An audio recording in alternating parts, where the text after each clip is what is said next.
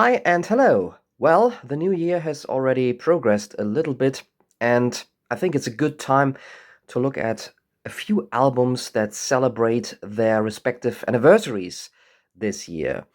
A lot of channels like to talk about album anniversaries, and I also thought this time around, let's have a look at some of the big names, the big albums that either get 60, 50, or 40 years old. Also, a few picks that are more reflective of my own tastes. So I've looked at the radio music charts for each year and just selected a few albums for each anniversary that I think are worth mentioning. And I'm also curious to know about what album anniversaries you are looking forward to in 2026. I guess there will be a lot of albums that I won't mention now in my little list that you think are absolute milestones. So I don't claim that this is an extensive, complete list of all the important anniversaries, just picked out a few names, as mentioned, that I think are quite interesting. So there will be, of course, the obvious big names and maybe also some albums that not everybody will have on their radar. So let's start with a look at albums from 1966 celebrating their 60th anniversary this year. So let's start with an album that not only is an essential one in the British blues rock history, but also kickstarted the careers of many future famous musicians.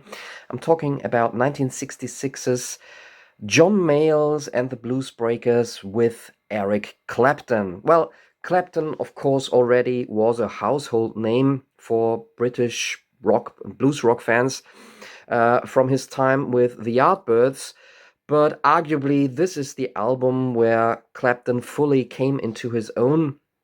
And of course, it shouldn't take long until afterwards he would form the supergroup Cream. But on this album, I think he actually hit his early peak. I'm not the biggest Clapton aficionado, to be honest, but man, the guitar sound he's got on this album is just to die for. It's sharp, biting, slightly aggressive, but still in this elegant blues style. This is my favorite album that Clapton has been involved in, maybe together with Derek and the Dominos, but here you get a very raw, energetic sound from Clapton that he never fully recaptured on any other album, in my opinion. And you get, of course, John Mayall's fantastic blues harp playing, John McVie on bass, who, of course, later would join or would become, I think, a founding member of Fleetwood Mac. Yeah, fantastic tracks on this one. The really groovy, but also, as I said, with this thin, sharp guitar sound. All Your Love, this is the opening track, starts off slowly, almost like a sleazy blues rock, and then after a break goes into raucous double time blues rock style. Fantastic track. Hideaway has become a standard, but also the tracks focusing more on John Mayall's harp playing, such as Parchment Farm. Yeah, fantastic album for any fan of blues rock or of the development of rock music in the 60s in general. We will also be celebrating 60 years of one of the milestones in psychedelic rock music, the debut of the 13th Floor Elevators, who, if I remember correctly, hailed from Texas. Not exactly the center of psychedelic music, at least not in the minds of psychedelic rock fans in general. This album fused garage rock and an almost darker approach to psychedelia with the electric jug sound of one Tommy Hall. A really interesting mixture of styles and sounds. Of course, this album features the famous track "You're Gonna Miss Me." It's also the opening track, one of the garage rock, early psychedelic rock essentials. All carried by Rocky Erickson's unusual songwriting style and his sometimes almost deranged vocal delivery. So this is certainly an album to look at in 2026. And staying a little bit in that aggressive garage rock style, but even more primitive and actually maybe even more menacing and outrageous. An underdog maybe in this list. The Monks with their only album, Black Monk Time, released in 1966, at least in Germany, to at first not a lot of public interest, has become a cult release over the years. One of the most adventurous, most fun, but also at the same time darkest, garage rock, avant-garde, freak beat records of all times. I've talked about this album in an individual video. I've done a whole album review here. So this is also an occasion to, re-listen to Black Monk Time by Monks, the US GIs, who, however, decided to become a garage rock band in Germany. More from the year 1966, let's look at one of the decade-defining bands. The Rolling Stones released their album Aftermath in that year. Probably the first album where, at least for my taste, the Rolling Stones really came into their own as songwriters and thus also got a bit more interesting. Turned away from simply trying to recreate blues cover versions and infused a bit more of experimentation and pop appeal into their music. This album features daring tracks such as Mother's Little Helper, the famous single Under My Thumb, and also other Rolling Stones classics such as Stupid Girl or the more subdued Lady Jane. An interesting, 60s pop rock album worth checking out, even if you maybe are not the biggest Stones fan. Another contender for noteworthy albums celebrating their 60th anniversary. And now let's move on to, probably the three big names that those in the know are expecting me to mention. 60th anniversary in 2026 for Bob Dylan's Blonde on Blonde. As far as I know, the first double album in rock history, filled to the brim with Dylan classics from a phase where he fused his acoustic folk style with more rock instrumentation, but also an album where he showed his love for the blues. Definitely a 60s classic, even though it's not one of my absolute Dylan favorites. But this is one that you can't go without mentioning. If you talk about important albums from the 60s, then of course it will be the 60th anniversary of the Beach Boys' Pet Sounds. An absolute iconic album, a milestone when it comes to how arrangements of pop music changed, and also a milestone of production in pop music. You cannot deny the status of this album, even if you are not a Beach Boys fan, or even if you are not too much into the more languid, pastoral, dreamy pop style. An album for the ages, though, and I will openly say that now. I've become a little bit tired of the overexposure of pet sounds, especially in the last decades. And I guess in 2026 we will be talking even more about said pet sounds one more time now after the sad passing of Brian Wilson. And well, since it's the 60th anniversary of that album, I guess pet sounds will be looked at yet again. Yeah, this overexposure, in my opinion,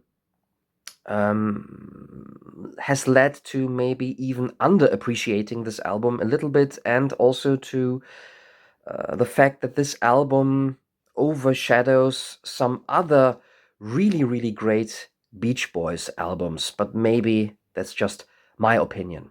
And if we cross the Atlantic, in Great Britain, 1966 also saw the release of A Bag of Wonders by the Beatles, the fantastic Revolver. Maybe this album has also become a little bit overexposed in the last years because, well, music critics and Beatles hipsters tend to pick out this album sometimes as, well, maybe the dark horse in the Beatles catalog that actually should be considered one of their best. I myself am guilty of this. I definitely prefer Revolver over Abbey Road and Sergeant Pepper's Lonely Hearts Club Band. And in contrast to Pet Sounds, somehow I will never tire of listening to that album. It's just, yeah, a pleasure to listen to each and every time. So happy 60th anniversary to Revolver by the Beatles. Let's move on to some albums that celebrate their 50th anniversary. So now I'm talking about the year 1976. First, an album I thought I was really finished with, at least talking about on this channel. Also did a separate album review, a full-length, very detailed review of this one, and mentioned it again in my latest episode of the Tape Memories, where I talked about albums that impressed me as a kid and that still linger on in my listening habits. But I'll mention it one more time. The debut album by the Alan Parsons Project, Tales of Mystery and Imagination, a splendid slice of prog rock light or prog pop, also a very easy to get into concept album, songs based on Edgar Allan Poe short stories with cinematic orchestration, but also quite straightforward pop and rock elements. I think this is one of the finest hours by the Alan Parsons Project. If you like the Alan Parsons Project, this is one to look at in 2026. And I think I read somewhere that this album will be remastered or has been re-released in a new remastered version, probably for this 50th anniversary, doing away with the 80s remastered and partly re-recorded version by Alan Parsons and trying to recreate the sound of the 70s version, but wonderfully remastered, and also with, I think, the Orson Welles spoken word passages added. So this actually should be the creme de la creme version, finally, of this album. Another album I'd like to mention, actually with an Alan Parsons connection, because it was engineered and produced by Parsons, is Al Stewart's hit album, Year of the Cat.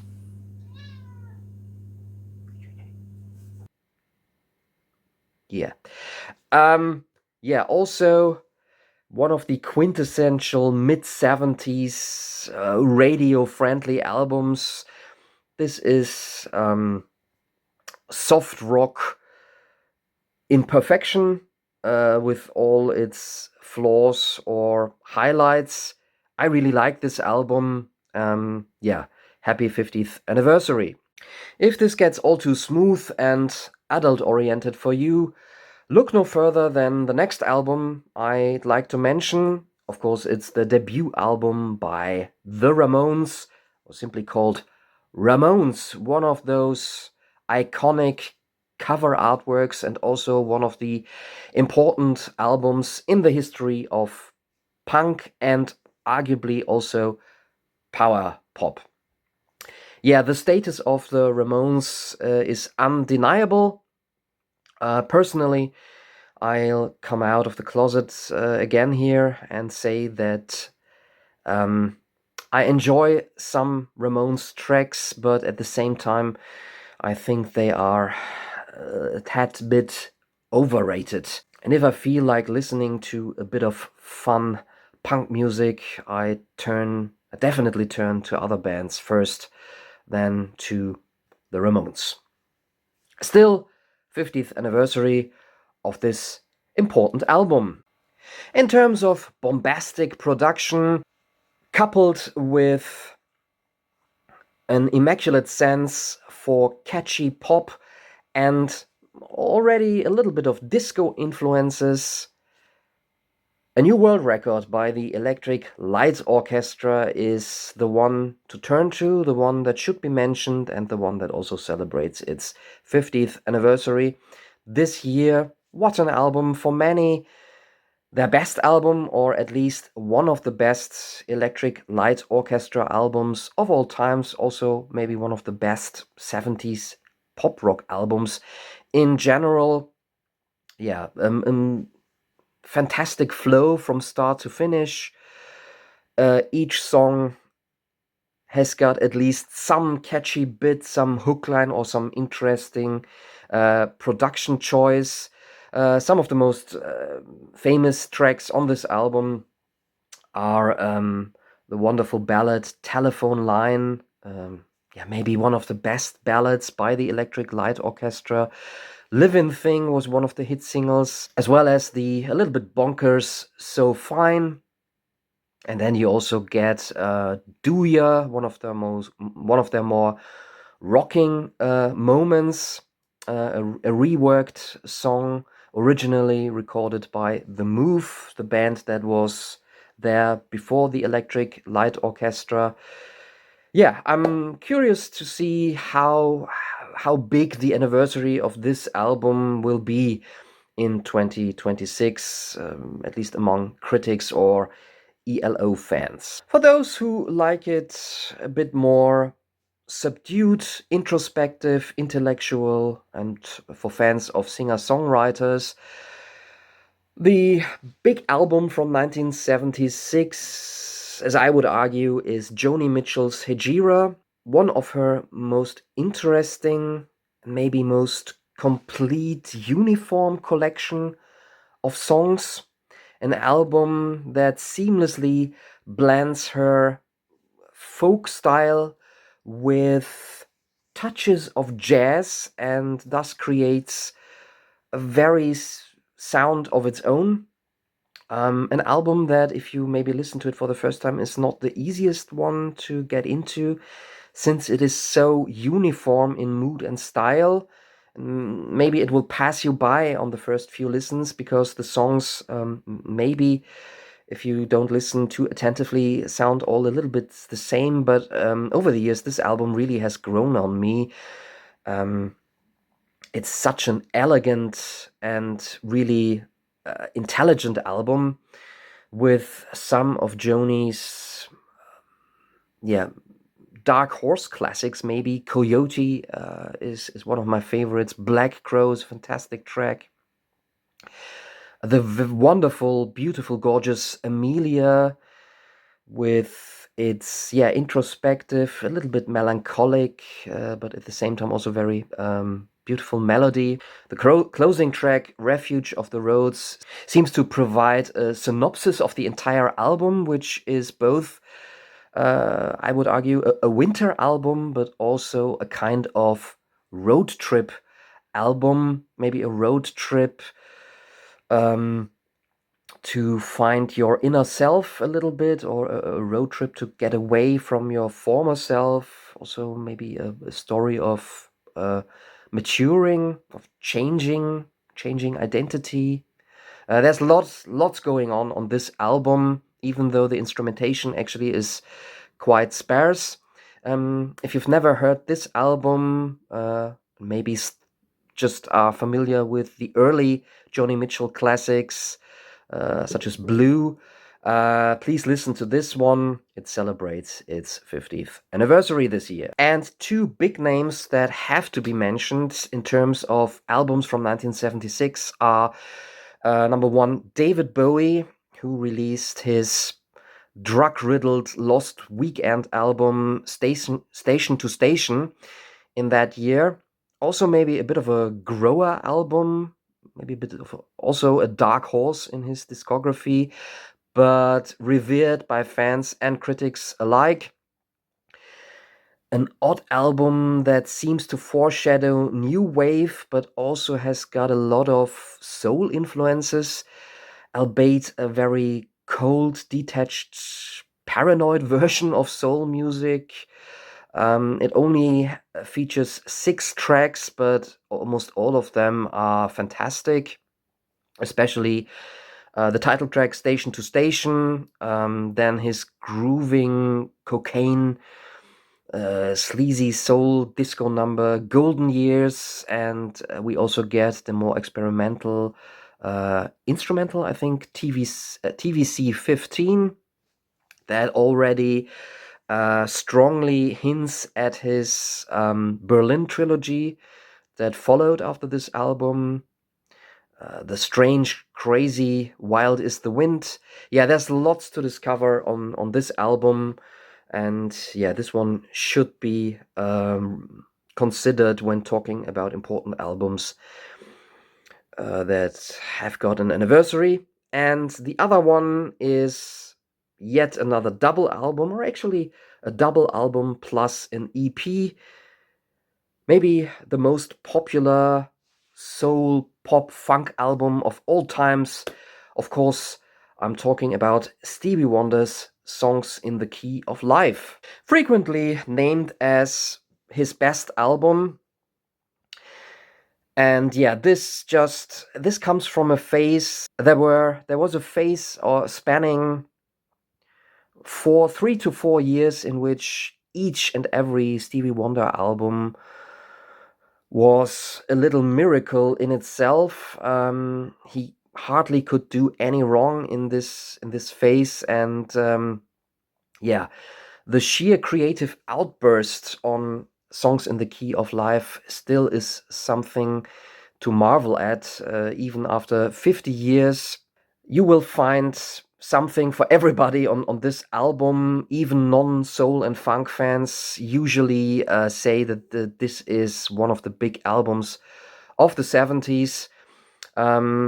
So if you've got this album, please spin it this year with special attention.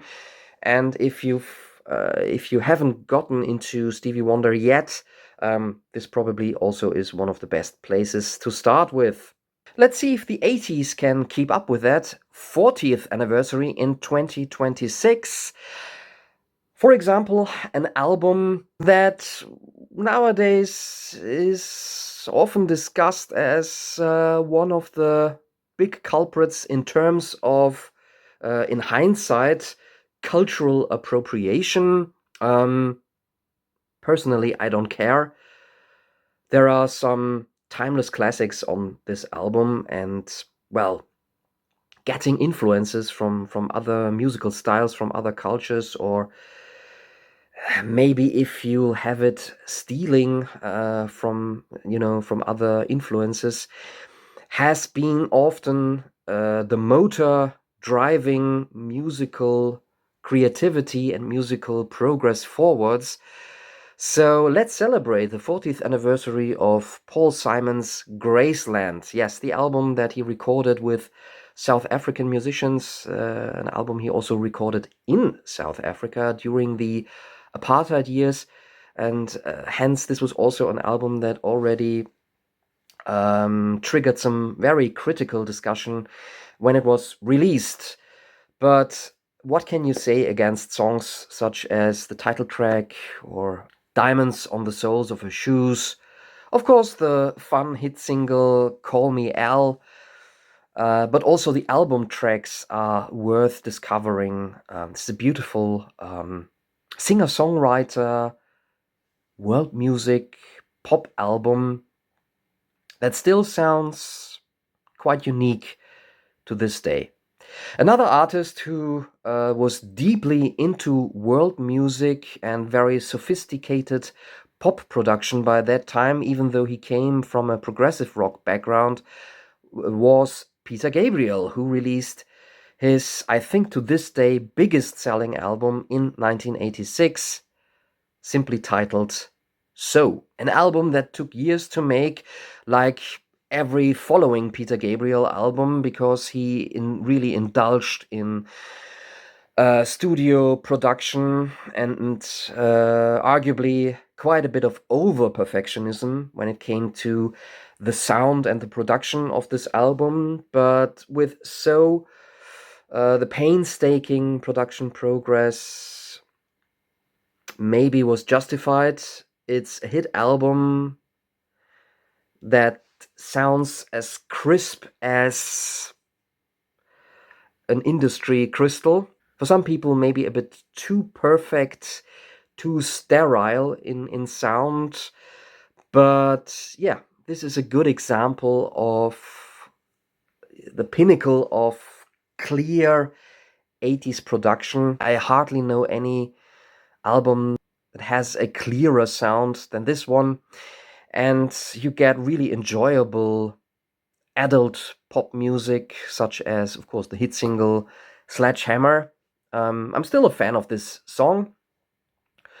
Red Rain maybe is the edgier, a bit darker track on here. The beautiful Don't Give Up and In Your Eyes, the two big ballads from this album. If you are an audiophile and you like pop music that isn't too simple, So is the perfect album.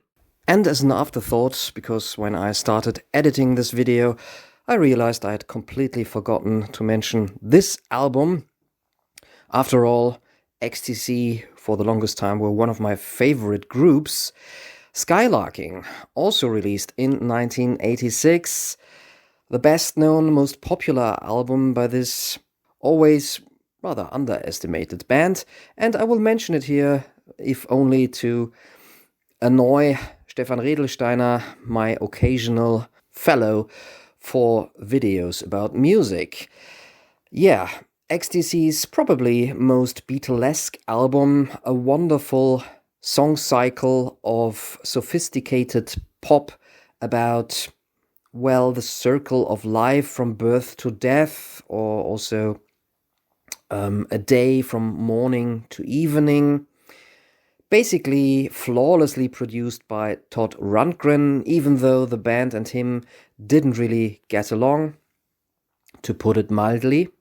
These slightly psychedelic pop songs show that there was more to the 80s than just sterile synth pop and cheap teeny bop radio singles. But now, enough of this cultured pop flim-flam. 1986 also was a pivotal year for heavy metal, because both Slayer's Rain and Blood and maybe the best thrash metal concept album, Metallica's Master of Puppets, saw the light of day, or the light of hell, in 1986. Both thrash metal albums, not a genre I listen to a lot, and also not a genre I'm well versed in. But these two albums are undeniable classics. Slayer, probably the even more uncompromising thrash metal band. Metallica with Master of Puppets, maybe for the first time, also reached non-thrash metal audiences and demonstrated that they were more than just teenagers who liked to play fast thrash metal. Really an interesting album, even for non-metal fans, in my opinion, Master of Puppets. And for those neither into radio pop singles nor into the harsh, aggressive sound of metal, of course, the big album to celebrate in 2026 is maybe one of the most important albums for morose indie guitar pop fans. The Queen is Dead by The Smiths. What's to say about this album? Everything that is lovable about guitar pop and everything that maybe is disposable in terms of guitar pop and indie pop is brought to more or less perfection on this album.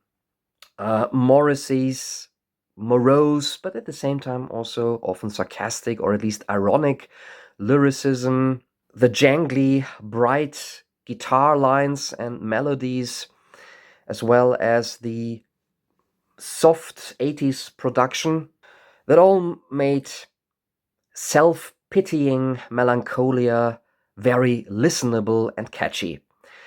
Just a few tracks from this album and you will know what I'm talking about.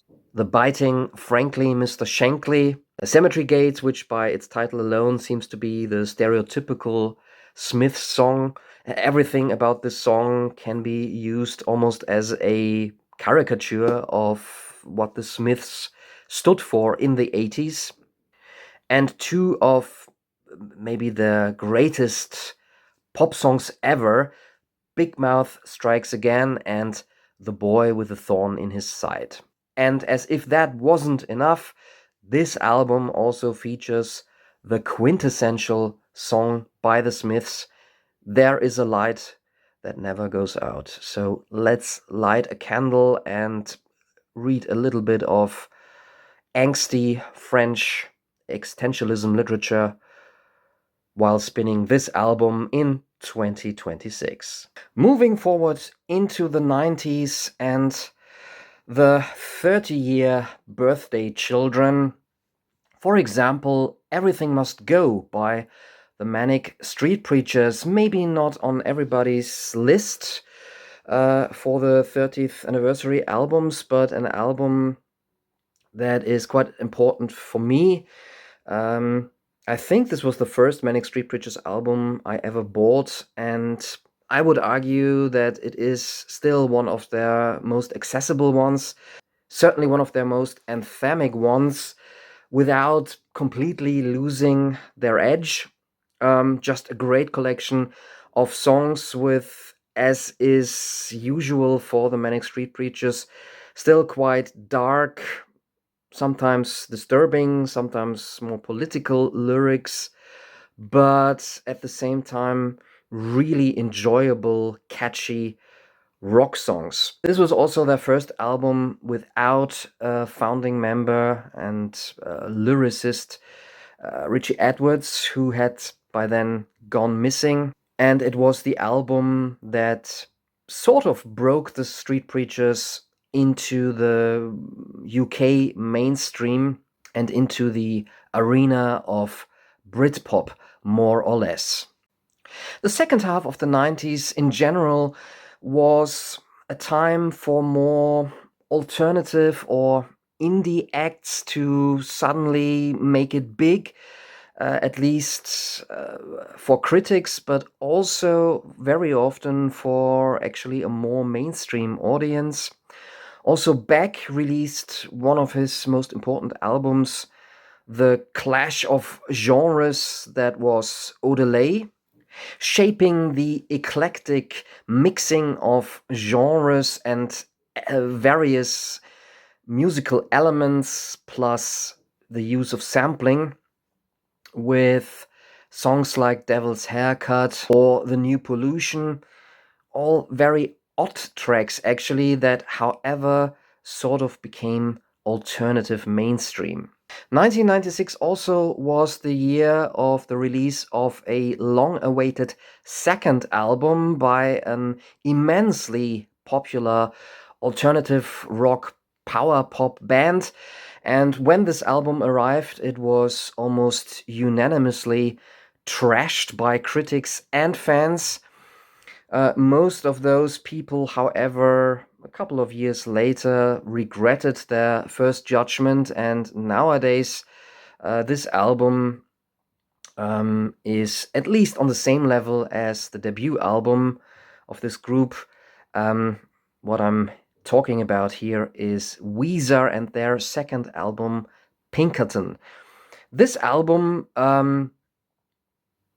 irritated a lot of fans. Weezer had arrived on the scene with the easy to consummate, catchy indie rock, power pop style of their debut album.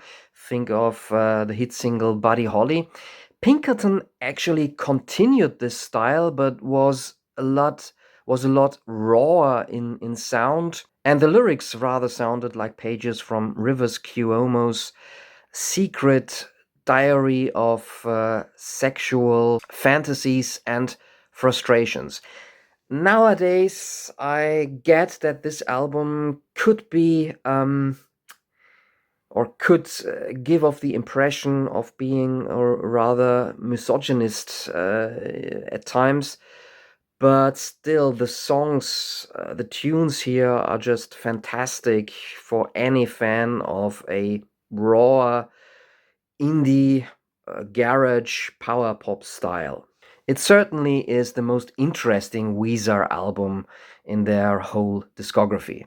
Of course, the 90s weren't all about eclectic, idiosyncratic artists like Beck or guitar alternative rock bands. If there was one hip hop album everybody could agree on, the consensus album from that genre to this day, probably, it was The Score by the Fugees, released in 1996, filled to the brim with hits that also crossed genres. The Fugees, of course, at their core were a hip hop trio, but this album also brought in pure R&B tracks, reggae influences, and overall a pop appeal that also reached all of a sudden a mainstream audience that usually probably wouldn't have reached for hip hop albums as their albums of the year. As far as I know, this wasn't the only album by the Fugees. They released a debut album a couple of years earlier, but this album overshadows everything else in their discography, in their small discography, and rightfully to this day, even though I have to admit this really isn't my genre, but even up to this day, it rightfully holds a special place in all kinds of best albums of all times lists. And finally, certainly quite removed from the mainstream, but maybe the best example of both the eclecticism of the time as well as the importance of hip hop and electronic music in 1996, the debut album by DJ Shadow, Introducing, an album made entirely of snippets from various obscure sources, so music that was created by sampling everything and putting it into a sort of new context. The genre for this usually is referred to as experimental hip hop or instrumental hip hop, but a genre that emerged from this style soon would be called plunderphonics, and DJ Shadow probably is the godfather of this genre, later on continued by acts like, for example, Avalanches.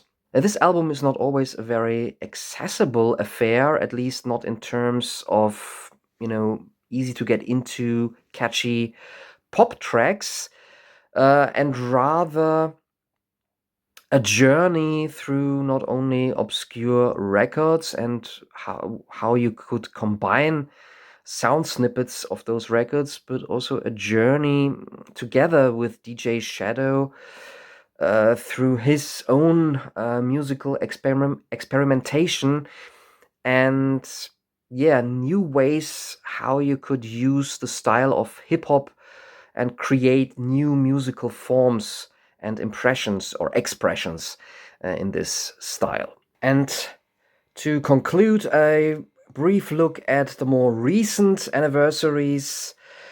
We are now entering the 2000s, and probably it's also a matter of age here, but there are less albums now that have a deeper personal relevance to me. So, to just name a few, in the category for the 25th anniversary albums, so from 2001. I'd like to mention the debut album by The Strokes, Is This It? Caused quite a rapture in 2001. All of a sudden, it was the return of simple guitar bands, usually with a "the" in their name, breathing a bit of the spirit of bands like the Stooges, the Velvet Underground, the early CBGB punk bands, and a good dose of garage rock. And yeah, the album, the debut by The Strokes, still is one of the better ones of those, and I think it holds up quite well to this day. On this album, maybe like on no other of their albums, they managed to combine this attitude with a lo-fi approach and still very catchy songs, and all this makes for an exciting youthful guitar debut album. From an entirely different genre, 2001 also was the year that house music broke into the mainstream, and the ones responsible for that the most were or was the French duo Daft Punk when they released their second album, Discovery. This was such an elegant and at the same time very commercial, accessible dance album that clubgoers as well as mainstream media couldn't help but praise this album. Maybe the hardcore electronic fans will always point at Daft Punk for sort of selling out this kind of music. Maybe they didn't. Maybe the mainstream simply had been waiting for this kind of sound. It's hard to tell. It certainly is an album with a wider pop appeal. And it certainly is my favorite Daft Punk album to this day, and probably also one of the best dance music albums of all time. Singles like One More Time or Digital Love Alone are really pop songs, modern pop songs in their own right. And finally, also an artist to always incorporate electronica into her music, and actually also bringing new impulses to electronic music, but in a more not really introspective style, maybe, but in a more, for lack of a better word, esoteric style, was Björk from Iceland. And 2001 was the year when she released what I would consider her last really great classic album, namely the very wintry and, intimate, actually, Vespertine. A beautiful, gorgeous album that makes the frost and the snow feel like a cozy blanket, combining Celestes and Glockenspiel with little laptop beats This also is a very unique album, creating a pop language of its own.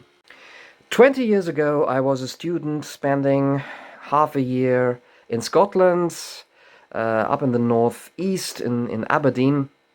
And whenever you went to pubs or clubs, one of the albums, one of the albums from which a track certainly was played was the debut album by the Arctic Monkeys from, I believe, Sheffield. Also a band that sort of brought new life to the idea of an indie rock band that focused completely on guitars. Whatever people say I am, that's what I'm not. Was an absolute smash hit in the UK. Alex Turner's observational but also biting lyrics presented in the regional accent, combined with the relentless energy of garage rock, a bit of post-punk and indie rock that also worked on the dance floor. This album felt like guitar music also conquering the future. Well, it lasted for at least a couple of years more. Nowadays, guitar music really is on the back burner, at least at the time being, but who knows? We probably need artists who bring a new spin to this now already a bit aged genre.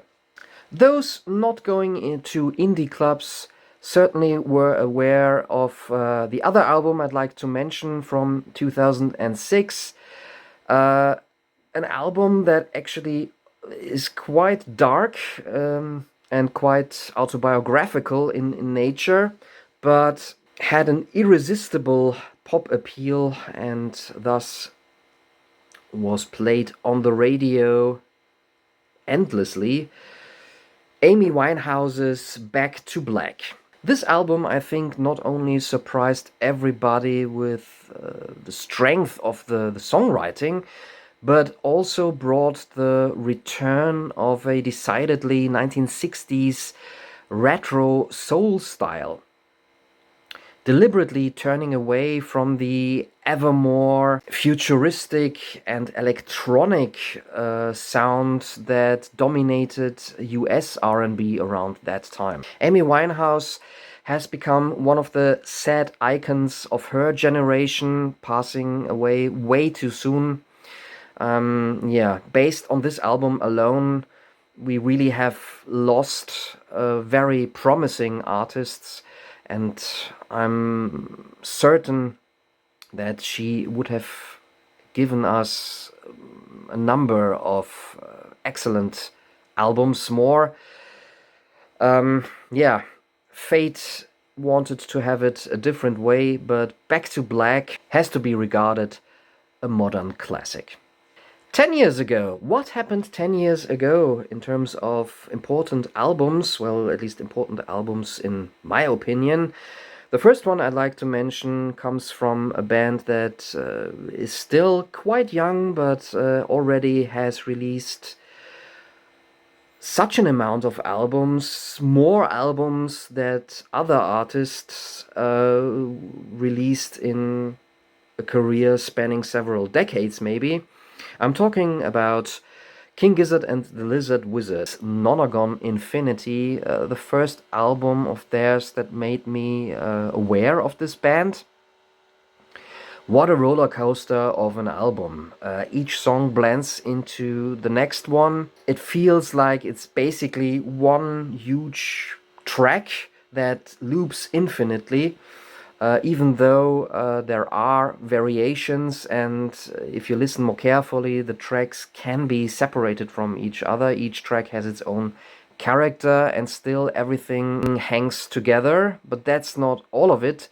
The sheer energy and speed happening on this album is breathtaking, even after listening to it 100 of times.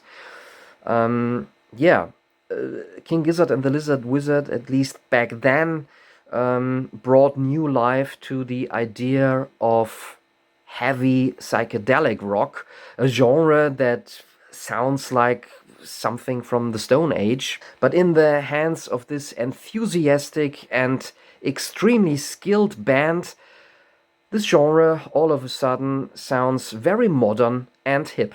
And without wanting to exaggerate, Nonagon Infinity for me is a modern masterpiece. 10 years ago, also the up to this point last album by indie darlings Radiohead saw the light of day. Actually, that this album exists already was a surprise for many fans, I guess. A Moon-Shaped Pool, one of their more introspective albums. An album, I'll freely admit, I have yet to fully get into. At the time of its release, I didn't really care for it. But I have to say, this is probably their most elegant album, and just in case this is their final album as a band together, it's a very, very fitting and very dignified final bow. But we will see. I actually still hope that we will get at least one more album by Radiohead, even if it might take another 10 or 15 years. And last but not least, 2016 also was the year when we music listeners got the very, very final album by David Bowie, who only a few days after its release passed away. Black Star is an enigma of an album. I would be lying if I said that it is an easy to get into album. I rarely actually feel like listening to it, and certainly I rarely feel like listening to it in full length. It's a very experimental album, one of his jazziest albums, and yes, it is like something fascinating from, however, a dark place, a dark galaxy. So many things have been read into this album, and there are so many little details about this album that really hint at the fact that Bowie must have meticulously planned this album with the knowledge that it would be his final artistic statement. And that plus the high level of the music on this album really makes it a very, very special album, not only in Bowie's discography, but a special album in the history of popular music. I'll leave you with this. Let me know what album anniversaries you are looking forward to this year. And maybe also let me know which classic albums that celebrate an anniversary this year you maybe are completely sick of. There are always some biggies everybody will admit that they like, but maybe some of those really big classic albums are ones that you've simply grown tired of talking about or listening to. I could mention a few, but that's maybe a topic for a separate video. Anyways, thanks for watching. Stay passionate about music, and yeah, I'd be happy if you join in again for the next Triple M time Murdock's Music Minute.